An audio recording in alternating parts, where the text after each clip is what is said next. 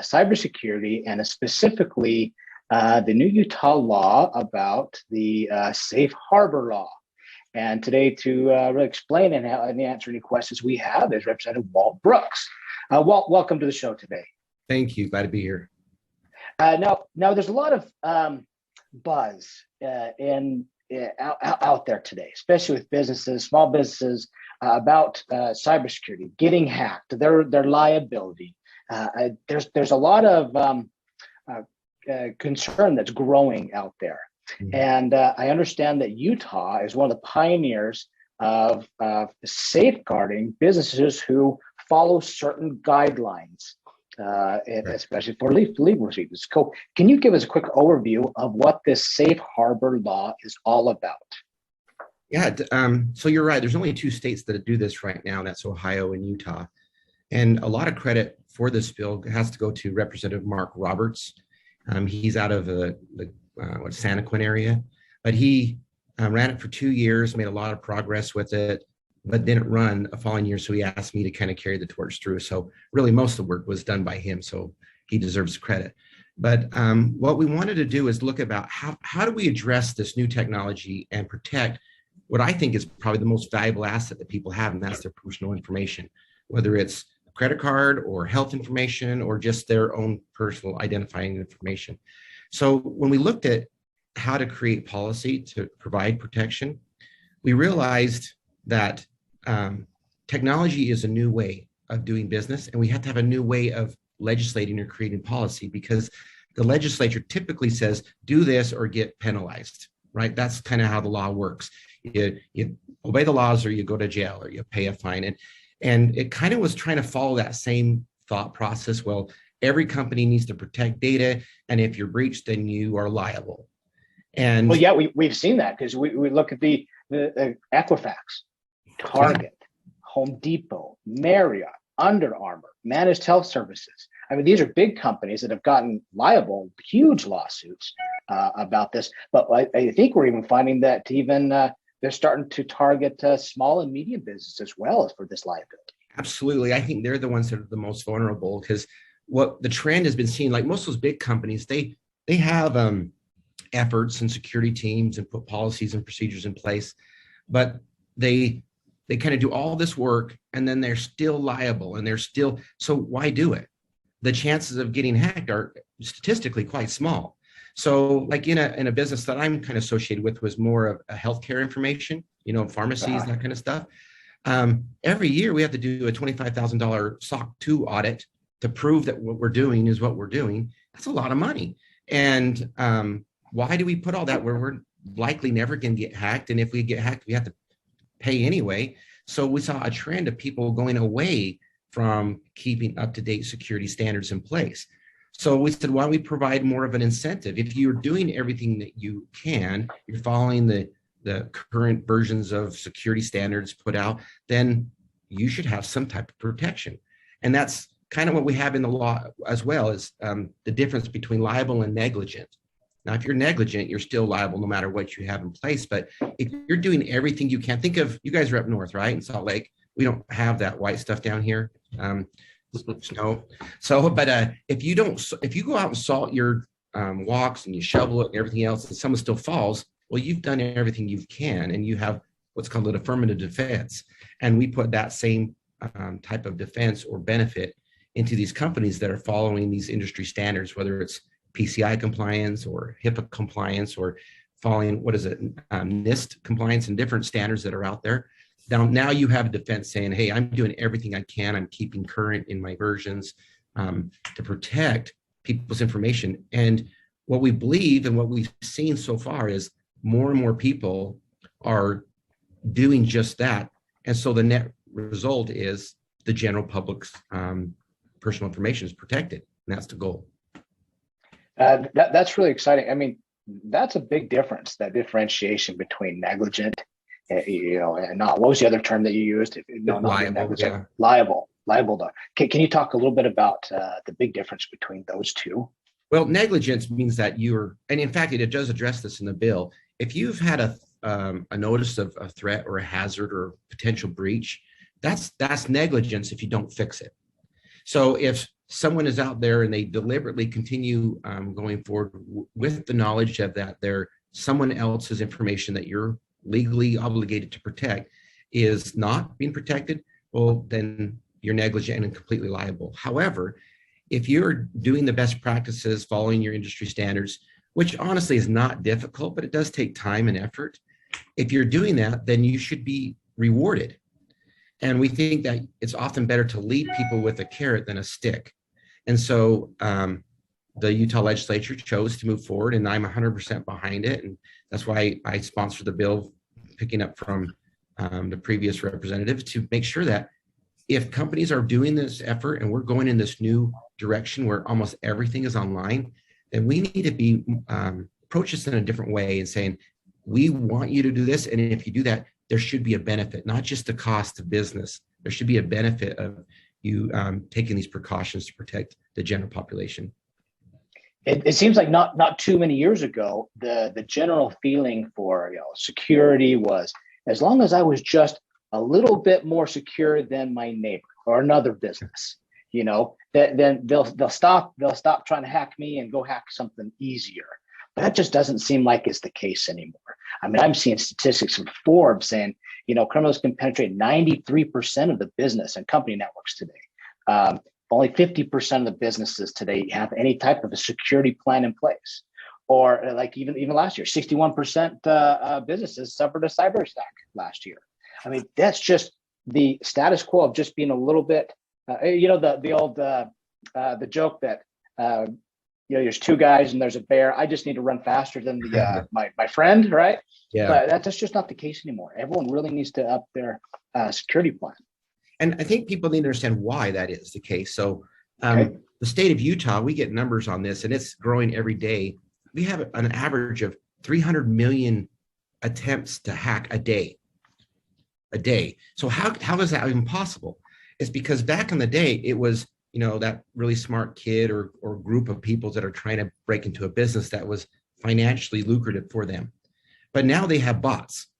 Technology is allowing us easier to not only make things better for people, but also the criminal intent. So people who normally wouldn't be a target, like you said, a middle class or even a small business, they may not be an attack, but with bots, no one's not a threat anymore, because they can just turn these bots loose and hit every single person that's got a website, everyone that's got on AWS servers, and thank goodness they have good protections as well. But everybody, they're just going rampant. So it doesn't take the actual strategic thought of a person saying, well, I'm not going to go hack Joe's car shop because what's going to benefit me. But when you have a bot that can do it for you for basically nothing, now everybody's a threat. So you've got all sorts of bandwidth, everywhere, just a brute force everywhere with all these bots. What we're seeing stuff like, when these bots, penetrate a system and just sit there quietly for a couple of weeks, gathering data and seeing not only, how much are their payroll, who is the payroll accountant, who are the people they contact when a payroll goes out, and they collect that data, and then they try to intercept with that data. Not only will they lose potentially $40,000 on payroll, but then you're talking about also the legal punitive damages for hey, our data got breached, and level 2 of the liability there. It's crazy out there. Right. So we wanted to make sure that we didn't give everybody a pass, that people have to have current versions of their cybersecurity plan, but also that if someone is doing it, there is some general reasonability. So the law kind of clearly spells out about a reasonable attempts that are you meeting the national standards, whatever industry that you're in. Are you following those procedures? Are you keeping up data on an annual basis, kind of a thing? Are you responding timely if you do have a breach? A lot of these simple tools that are in place, they show how many times people tried to penetrate, but you need more than just that basic version, because you need to see, is there some really time tested, or are you testing the systems against vulnerability from the inside? And having someone like your company per se, and there's a lot of other like that, where they can actually know how these works, know the tools, and there's some pretty good cost-effective ways to be able to meet the standards to protect yourself. So it's not like we have to swallow this $1 million bullet, to try to protect us. But the goal is to incentivize people, because it does matter how big your industry is. In fact, I think it's really at the end of the law, like line 171 or something. If you do get breached and you are following the procedures and you're a huge company, obviously you need more protections in place because of maybe the sensitivity of the data you have versus Joe's car shop down the street as well. So that takes into place about what are your efforts that you're using to protect. And the goal is the population, right? We represent the citizens of the state. Any citizens' information that you have control of, are you using those best practices to protect? Can we talk a little bit about the verbiage in the law? I was actually very impressed of how the Utah lawmakers architect the verbiage in the law. They seem to say it in a way where if you follow certain standards, industry standards, you're going to be protected. Not necessarily a very specific, okay, you have to have this exact backup. You have to have this exact, procedure, because those change in technology. We know that changes so much. So this law actually is very scalable for the future that will protect not only now, but also in the future. I think that's a big deal when it comes to laws and how difficult it can be to change those. Well, you're exactly right. And it is completely written different than any other laws are written. Normally, we have to be excruciatingly specific in details. So when the judge reads it, he doesn't misinterpret the law. Judges don't create law. They're supposed to just enforce the law. And so we had to write this in a little bit different because, like you said, a standard could change tomorrow. And we have not only the health industry, but we have the finance industry, and we have other areas that have people's protected health information or private information. How do you write all those in? Now, if you guys follow the legislature at all, you know that about a third of our bills change nothing in the bill except the date or a period, just tiny little pieces, because we want to have continual awareness on it. But could you imagine to have to write a new bill and go through the entire process of the House and the legislature and all the committees and the governor to change a standard? It would be ridiculous. So we wrote it in a way that would be specific enough on industry and best practice and standards. Like I mentioned, a NIST. I think there's another one. I wrote it down because I always forget it. The Federal Risk and Authorization Management Program Security Assessment Act. Some of those federal ones that we know that are kind of an umbrella that gives the benefit of the doubt to the business owner. So if they're following their best practices and they have a breach and they're being sued, they can go to the court and the judge can say, are you following these standards? Say, yes, my industry is this is the standard, this is our protocol, this is our policies, this is how often we review it. And now you have a defense. So that money that you spent towards defending your personal information, it now goes to defend your own liability and your own personal record. So we feel like it took a lot of work to try to craft it that way because it's completely opposite of the way that we typically draft laws. Tell me if this is wrong, but a high level summary of this law would be, and it's an oversimplification. I know Sean Neuman, our security expert, he's going to kind of go into this in detail, but if you are following industry best practices for your industry, then you will be protected under this law. Correct. Is that kind of the basis of this law? You used the right words. It was best practices, which means you have a written policy that you're up to a current version and that you review it often. So you have someone inside your organization or outsourced that is at least looking at it on a semi-regular basis, whether that's quarterly or biannually or even annually. Of course, the more sensitive data you have, the more often you want to do it. Those type of things are in place because those are best practices. Now, I know we got to be real respectful for your time, and I know you have to hard stop here about 10:30. What would you recommend from your standpoint that businesses do? What are kind of the next steps that you would say, hey, this is what I would recommend business to do, especially be protected under this law? That's a good question. I've been involved in a couple business types. Like one was a really large business where we had in-house IT and security personnel that did the work to try to find out. That right there is awesome because they don't create the tools, right? They don't write the code, they don't write the protections, but they're tasked to on a daily basis to monitor, to go out to outsources, maybe companies like yours or others who provide tools and testing on tools. Or like I've been involved in a startup company, which is just few people, where we had to go out to an agency to actually that knew our scope of our business, how it was fairly small, and what type of things do we need to make sure that we are protecting ourselves.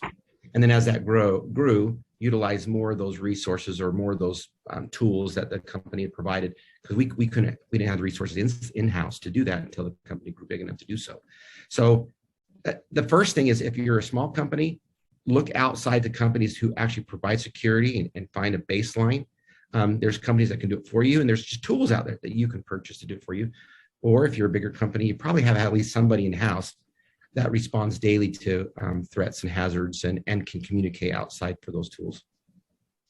I know it can be a huge burden on a lot of companies. Not every company has, $500,000 or $1 million budget to build a robust IT department and their own VSO, security officer. So there are companies out there such as like Jay's company. He's been in business since 1998, building these things so that they can affordably create a huge IT department to be able to help with those bad practices at a fraction of the cost. I think that's brilliant. And I'm sorry, go ahead. I said there's other ways as well too. Like if you're storing data instead of having your own servers, because that leaves a lot of liability open, you can utilize in the cloud servers or AWS servers with Amazon, because they have security protocols that are always up to standard. So you can lean on that cost of housing your data somewhere else, because they have some liabilities as well that they're working on in your benefit. You also talked about a sandbox. I don't know if it's a bill or law. Can you talk about the kind of that which helps innovation here in Utah? Yeah, this is great. Corey Malloy was a sponsor, and I worked with him on this. It's another thing that very few states are doing. Utah is probably one that's leading forward. Is technology is we often refer to as disruptive technology, right? It actually destroys a complete market that was there. Like look at your iPhone. How many people read newspapers anymore, or even go to desktops? We have a lot of technologies allowing us to change the direction in how we do business. So there's some crazy new things coming out there. Like we are used to getting paid once a month or every 2 weeks, right? There's new technology in Utah where people are getting paid by the hour, and at the end of the day, right to their phone, and they can manage all this stuff. Well, how do we put regulations in place for an industry that is breaking into new territories? So the sandbox is kind of a technology term, right? That you can go practice and play in without causing any damage. So we have what's called the technology sandbox. We have a financial sandbox where new innovative companies can still operate within the law. They get registered with the state. So if there's any fraud or any harm done to the citizens, there's still some recourse. But we kind of put in a sandbox where we stay out of the regulations for them. Because honestly, government does not create wealth. It's innovation and it's people. Government just gets in the way. So the sandbox is a way to keep the government out of it before they create any regulations and can crush a business before they even get started. So that's something that's really, I think, unique. But Utah has done a really good job of these new innovative industries that they have room to grow, and practice, and try new things without trying to fit their square peg in a round hole kind of a thing and being stopped before they even get started. I appreciate that. Now, and if anyone has any specific questions that we can ask Walt while he's on here, that'd be Logan. I'll monitor the chat there. Jay, now your business really, sorry I got going, and you've really focused a lot on the security and the protection and getting companies patching all the holes to be able to do the best practices in there. Can you talk a little bit about what your company is doing right now, kind of leading the way here in Utah? Yeah, what we're doing, we're trying to take care of these things, that best practices, backing up, monitoring, patch management, firewalls, all these type of things that, most companies don't have the time or the resources to monitor those things. So that's what we're doing as a company. But the evolution of technology and the evolution of business has changed so much over the last 20 years at least that I've been in business, even before that. Now when we talk about a backup, everybody, it's just standard to have a backup and have it off in the cloud. You go back 5 years or even 10 years ago, very few people did backups. And, now it's just, if you don't have a backup, that's just like a given, right? It's like having insurance on your car. So there's some things that have just become standard over the years. And as Walt Representative Brooks talked about with sandboxing, there's some times that we can sandbox an email. Like, for instance, we have an email that came in the other day that we put it in a sandbox and detonated it to see what it would do. So that sandboxing is real cool technology where we can, you detonate something to see what happens, like the bomb squad does, right? Because we want to see what it's doing so we can know how to try to stop it in the future. But yeah, companies like ourselves, we're doing everything we can to help companies to better prepare to stop these cyber attacks, because they're not only wasting our time, they're taking resources for companies, but it's also they're taking assets. They're doing all these things. So, a lot of companies just don't have the time or resource to do that. And that's what we're here for, how to help them be better effective in protecting their data.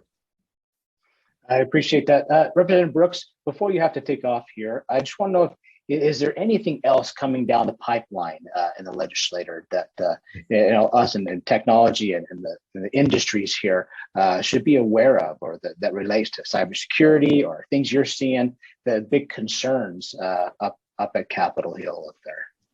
Well, there's 104 legislators, right? 75 in the House and 29 Senate, and everyone has great ideas. So there's always talk about something coming up, but I don't see anything right now. Typically, the way the process works is when a legislator, let's say myself, opens a bill file, they're protected. And so which means you don't even see the title or the words, because it takes a long time to get all that thing crafted correctly. So it's in December when we'll start seeing things come about. But we're always careful and sensitive about the direction that we're changing. How are we going to deal with just not only technology and security, but what about ESG scores, and what about all these other things? How are we going to address these changes to make sure that citizens have the free will to do what they want and are not bound by someone else's agenda?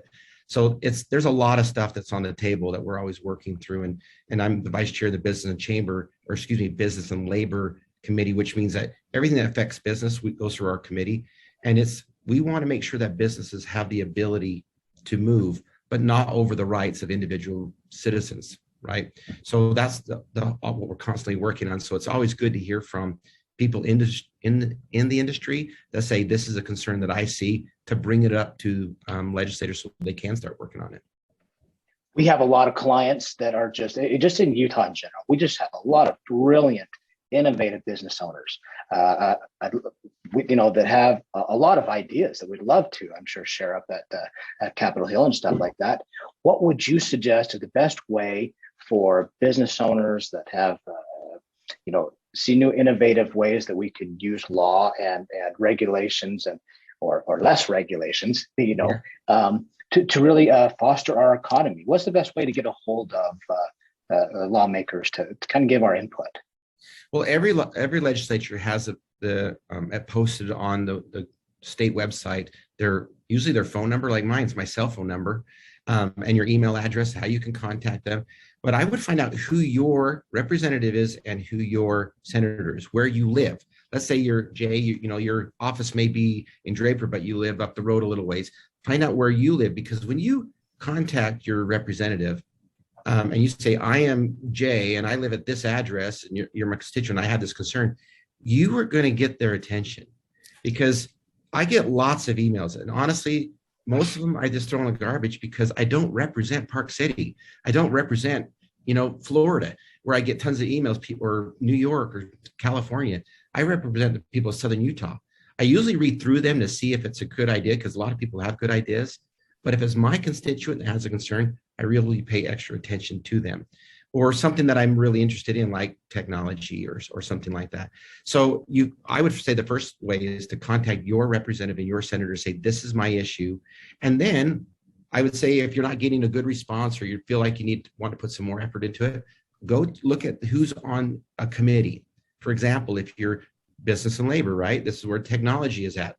Also, it's called the PUET, so the Public Utilities, Energy and Technology Committee. See who those people are and contact them, because it's usually you're more in tune because you have some type of experience in those industries. So you look at the representatives in the PUET committee or the Business and Labor Committee or your own representative, and that's where good ideas come from. We honestly, most legislators, they're good people, but we don't know everything.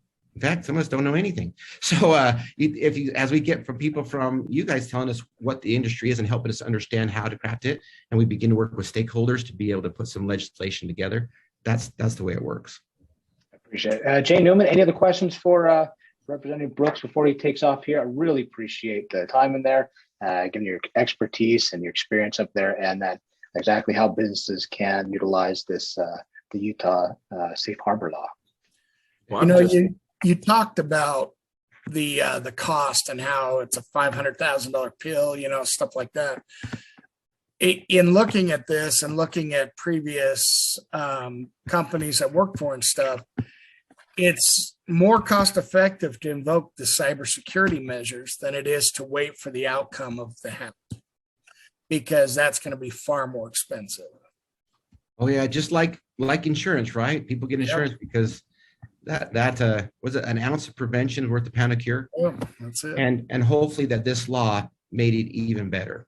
So a little bit of effort gives you twice the pounds of cure for you, because you should see a benefit from doing the right thing.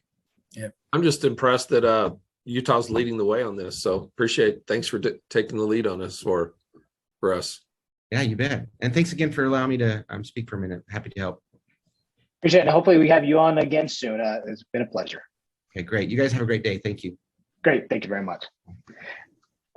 Jay, that's such a tall order for a lot of businesses, getting up to best practices and security and every little asset piece of their business coming in. And I understand that's what you really, your company does really, really well there. And then I'm real excited to get the next section, because talking to Sean Neuman, he is our security expert, and every time I talk to this guy, he just blows my mind what he has up there. And it's just, I've been in technology for a long time, a lot of background, but he just runs circles around me. So I'm really excited to see what he's gone in and looked at this law, picked it apart, say, okay, great. This is how we can utilize this correctly. This is how we can really get businesses to really go into there. Before you get started there, Neuman, I just want to make a comment. One of the things that I've noticed about, technology is, we as a company or network providers, a lot of times there's things that are going to happen out there. And I think as a company, what we're trying to do is we're trying to do everything we can to help you as a company prepare and fight against these threats. And a lot of times it's not, if you're going to get attacked, it's when. But the kind of the follow-up question is, okay, what are you going to do if you get attacked? So that's the remediation, how do we attack it? So we're always playing defense, that's why we have good backups and all these things. So because we can't protect against everything, but we can do the best job we can to protect you and be there with you if something happens, and know the steps to get you resolved. But anyway, I just want to make that comment. So Neuman, go ahead.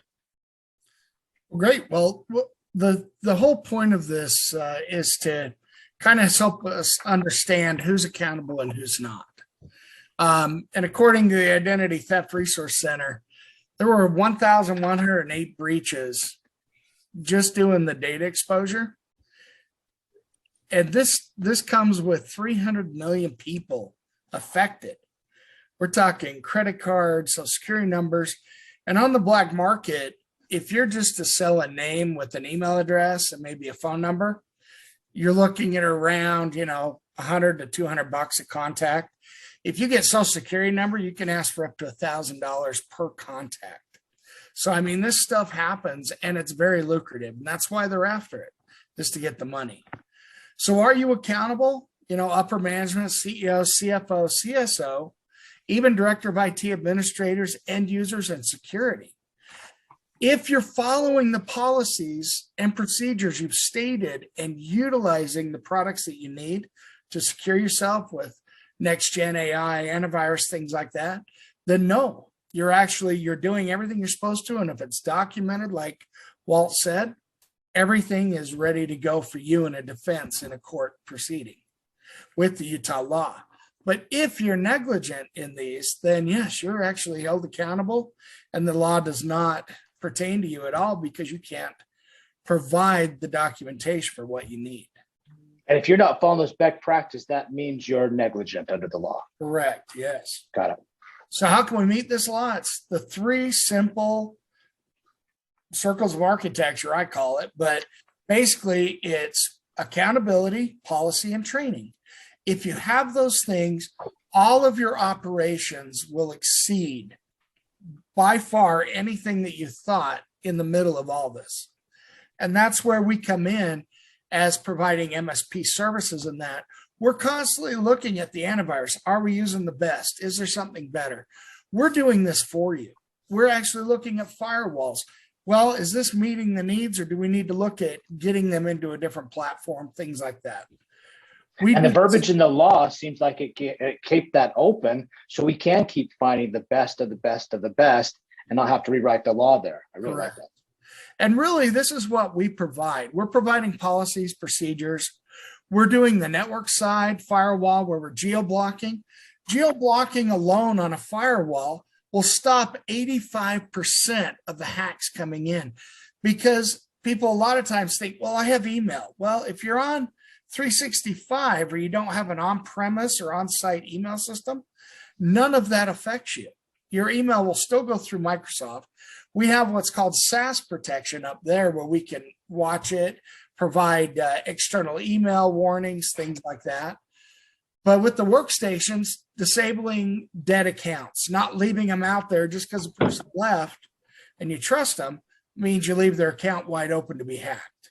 Neuman, what is geo-blocking? Real quick. Geo-blocking is where we actually take the IP addresses of the countries, like Mexico, Brazil, Madagascar, Russia, and we actually block the entire range of those countries within the firewall so that they cannot do hacking.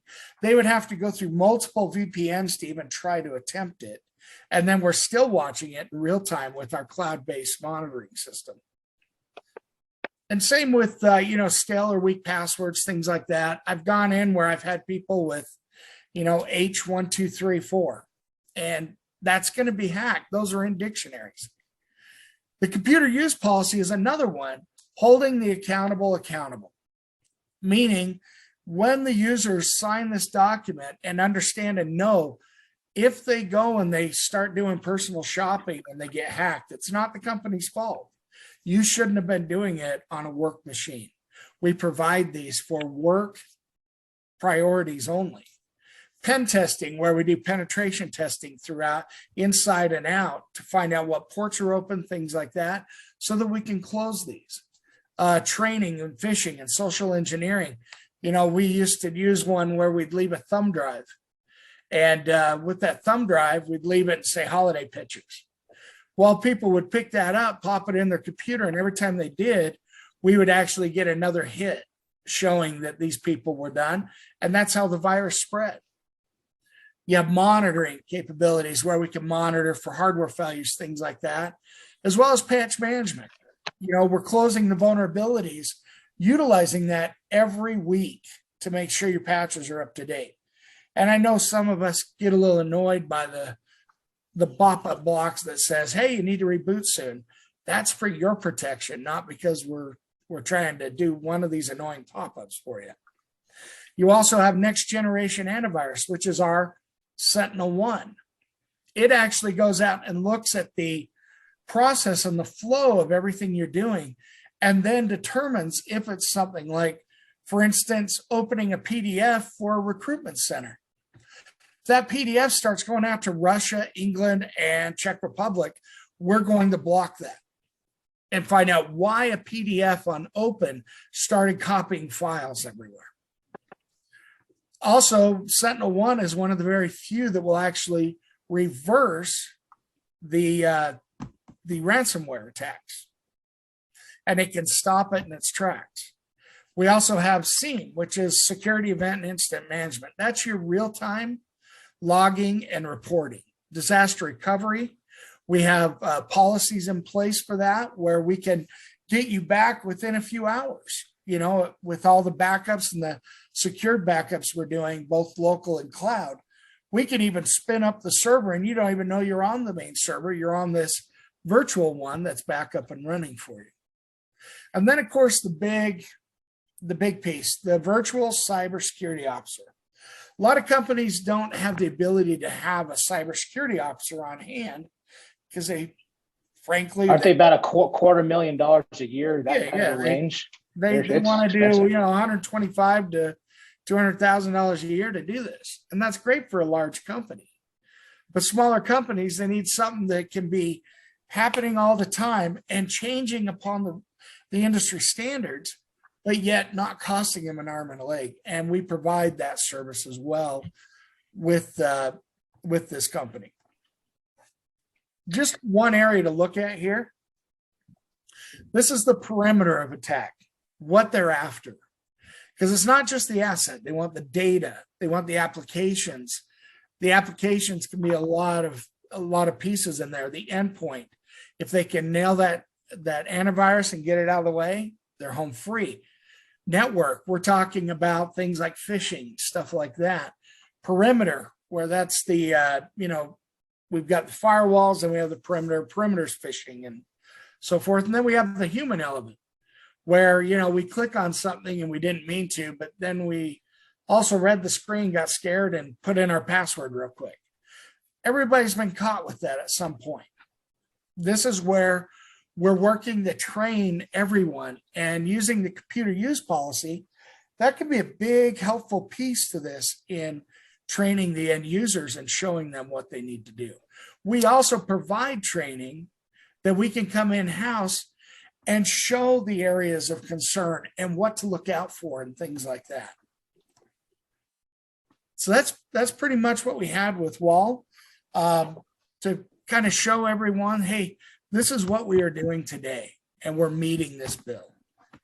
And what I'm understanding is on a high level business understanding is when we combine the safe harbor law that the Utah legislature has done, plus the entire list that you just went through of security best practices for industries, that equals reduced or zero risk for business owners and their companies. Is that correct? Correct, yeah. Absolutely. Now, Jay, I'm understanding a lot of your current MSP clients are getting a lot of this right now. And actually, you're actually rolling out even more and more as we speak. Over time, rolling out all of that, all these best practices, security, cyber defense, everything. Can you speak to companies that don't have that? What would you suggest, kind of a course of action for those companies? Well, first of all, on, you know, the companies that we're working with, I just want to, you know, a lot of these things we're doing already. Some of the things that we're rolling out, like we're working on the phishing to roll that out to all of our companies. But with a new company or somebody that wants to know more about what we're doing, what we usually recommend to do is to come in and actually do a network assessment on their network and part of that is to do a pen test and just find out and give you an overall perspective of what your network currently is and the risks that you have potentially right now, you know, where the weak points are, you know, and then put that together in a report that you can keep.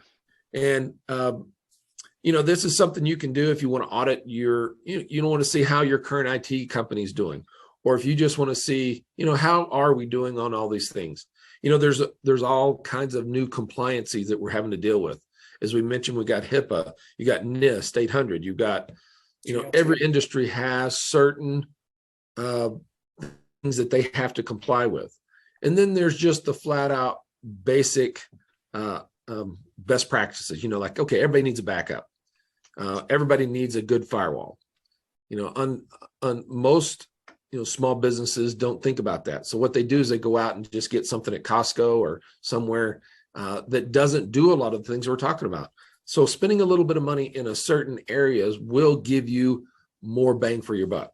But like I say, we'd like to do an assessment, and those that are on the call today, or those that are that want to reach out to us, we can come and do that for you, and and just sit down and have just a one-on-one talk with you, and kind of explain what we found, and give you some really good needed information that will help you secure your network.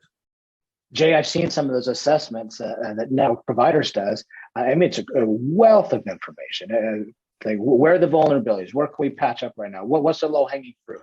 I think there's even a report on there that shows like what would be the cost to a business if they had a cyber attack.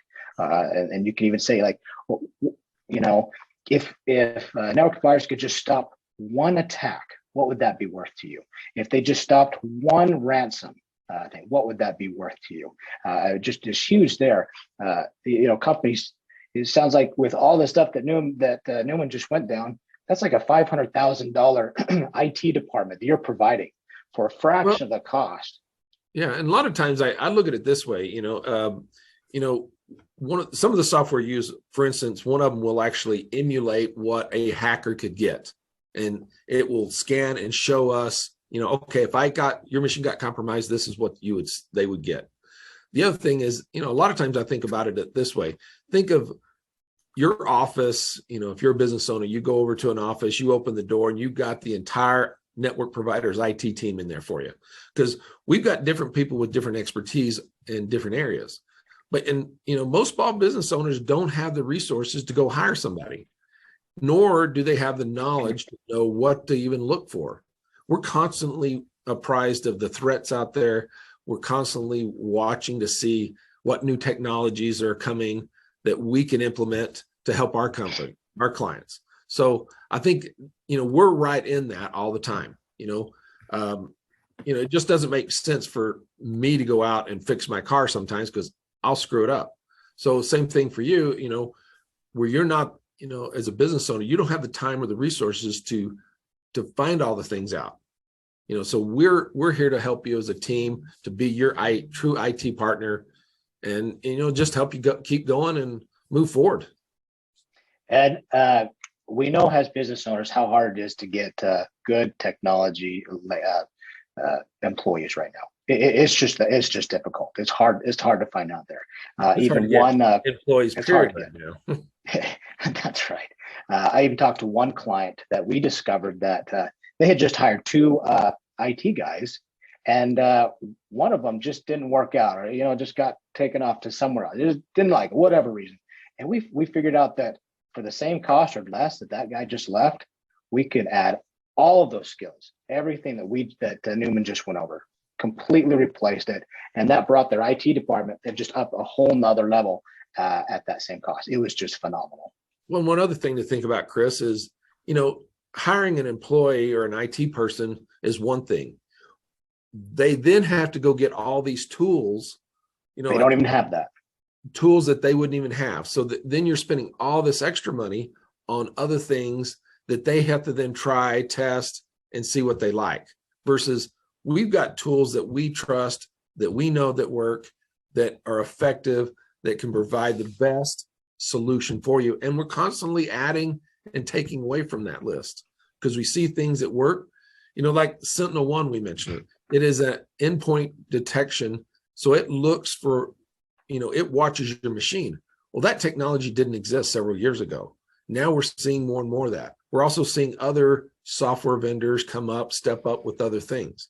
So the bad actors out there, the criminals, they're doing the same thing. They're learning, they're adapting, and they're doing things to get around this stuff. So it's a game and a competition.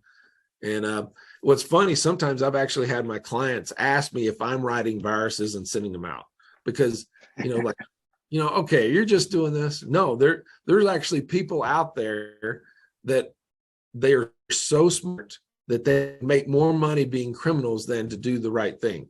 So that's why we see such, it's scary out there. So, that's why we're doing everything we can as a company to help you.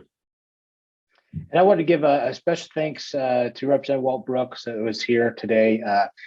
Jay Neuman, really appreciate your time here.